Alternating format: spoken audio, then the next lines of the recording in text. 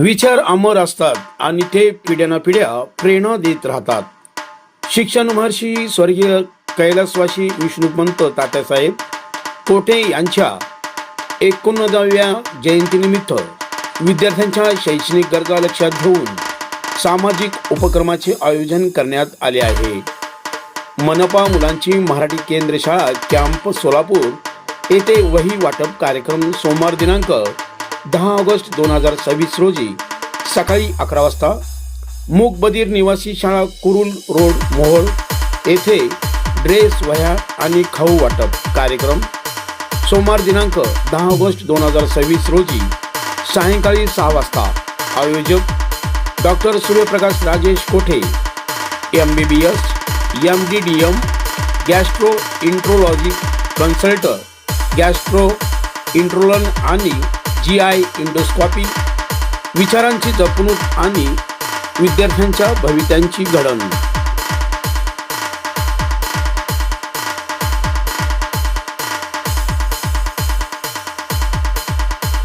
आई शक्ती foundation तर्फे 400 गरजू मुलींना शालेय साहित्याचं वाटप.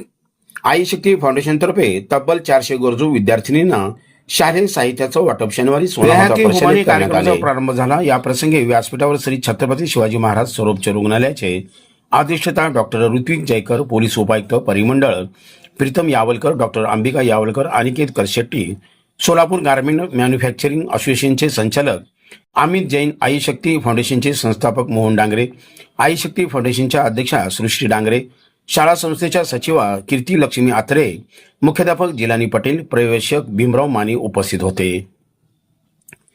यावेळी मान्यवरांच्या हस्ते विद्यार्थिनींना दप्तर वह्या असे शाले देण्यात आले. सन्मित्र डेव्हलपर्सनेही गरजू मुलींना वह्या देऊन या उपक्रमात सहभाग नोंदवला.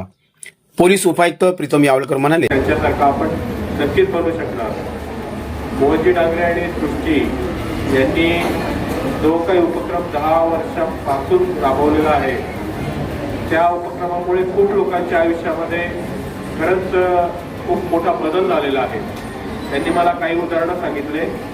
त्या अशी उदाहरणं आहे की ज्या लोकांना कोणीही मदत करू शकत नाही अशा लोकांना आयडेंटिफाय करून आणि कुठलीही परिस्थितीची हव्यास न ठेवता कुठल्याही परिस्थितीच्या मागे न लागता शांतपणे आणि सामाजिक काम करणारे खूप कमी लोक आज समाजामध्ये राहिलेले आहेत. त्यापैकी मोहनजी डांगरे एक आहे आणि त्यांचा तो आता पुढे सृष्टी चालवत आहे. तर आपण अशा लोकांचं समोर आपल्या समोर एक अशा लोकांना ठेवणं गरजेचं आहे.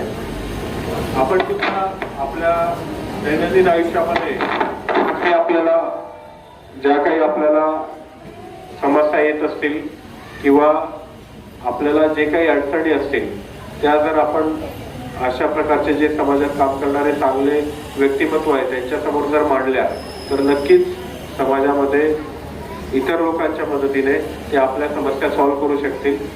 इथे आपल्याकडे वैद्यकीय क्षेत्रातील अत्यंत तज्ज्ञ डीन डॉक्टर जयकर सर उपस्थित आहे. मुलींच्या आणि मुलींचे ज्या पालक महिला इथे आहेत त्यांच्या ज्या काही समस्या आहेत तर त्या समस्यांचं मार्गदर्शन करण्याचं जे कौशल्य आहे ते सरांकडे आहे. त्यामुळे आपल्या ज्या काही समस्या असतात ज्या समस्यांमुळे वैद्यकीय समस्यांमुळे माणूस अडचणीत येतो, आर्थिक अडचणीत येतो आणि त्यानंतर आपण आपले शिक्षण आणि मुलांचं भवितव्य याकडे दुर्लक्ष करतो. तर असं कधीही करू नका. आपल्याला मार्गदर्शन करणारे आणि आपल्याला मदत करणारे खूप लोक समाजात उपस्थित आहेत आणि आई शक्ती फाउंडेशन यांनी हे जे सामाजिक कार्य हातात घेतलेलं आहे त्या कार्याला आमच्या खूप खूप शुभेच्छा आहेत. अशाच प्रकारचे पुढेही काही कार्यक्रम असतील तर आम्ही निश्चित त्या कार्यक्रमाला उपस्थिती देऊ. आणि हे जे पुष्पगुच्छ याचा उल्लेख सृष्टीने केला तर 1 महिन्यापूर्वी अशाच प्रकारचे एक पुष्पगुच्छ आई शक्ती फाउंडेशनच्या वतीने अंबिकाच्या कार्यक्रमाला गेली होती तर त्यांना मिळालेलं आहे. तर ते पुष्पगुच्छ खरंच आमच्या देवाच्या घरात देवाच्या बाजूला खरंच ठेवलेलं आहे. त्यामुळे आपण जे उल्लेख केला की हे पुष्पगुच्छ कायम घरामध्ये राहतं तर ते उदाहरण मी स्वतः अनुभवलेलं आहे. अशा प्रकारचे शाश्वत उपक्रम आपण कायम समाजामध्ये राबवत राहा हीच आपल्याला शुभेच्छा. धन्यवाद. संस्थेचे संस्थापक मोहन डांगरे आणि अध्यक्ष सृष्टी डांगरे हे निस्वार्थ भावनेने हे सामाजिक कार्य करत आहेत. श्री छत्रपती शिवाजी महाराज सर्वोच्च रुग्णालयाचे अधिष्ठाता डॉक्टर ऋत्विक जयकर म्हणाले, माझ्या उजवीकडे असलेले कन्सल्टी सर जे डेव्हलपर्स आहेत, मोठी मोठी कन्स्ट्रक्शन करतात, त्यांच्या बाजूला असलेले माझे आज झालेले मित्र ज्यांची माझी आज ओळख झाली, अमित जैन सर आणि आपटे मॅडम ज्या संस्थेच्या संचालिका आहेत पण ट्रस्टी आहेत आपण असं म्हणू शकतो.